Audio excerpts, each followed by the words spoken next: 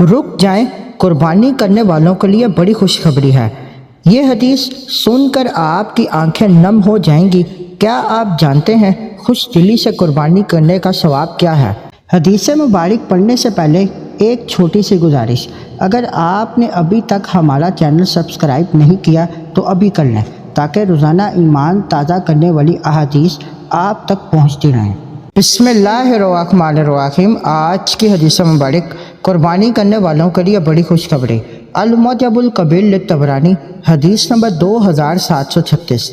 حضرت علی رضی اللہ تعالیٰ عنہ سے روایت ہے کہ نبی کریم صلی اللہ علیہ وآلہ وسلم نے فرمایا کہ جو شخص نہایت خوش دلی کے ساتھ ثواب کی نیت سے قربانی کرے گا تو وہ قربانی اس کے لیے دوزخ میں جانے سے آڑ اور رکاوٹ بن جائے گی۔ خوش دلی سے کی گئی قربانی جہنم کی آگ سے ڈھال بن جاتی ہے۔ یہ صرف جانور ذبح کرنا نہیں بلکہ اللہ تعالیٰ کی رضا، اخلاص اور سنت ابراہیمی پر عمل کا عظیم اظہار ہے۔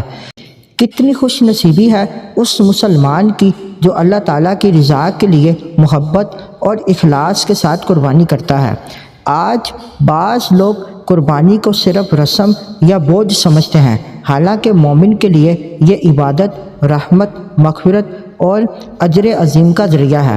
قربانی ہمیں یہ درس دیتی ہے کہ اللہ تعالیٰ کی رضا کے مقابلے میں اپنی خواہشات کو قربان کر دیا جائے۔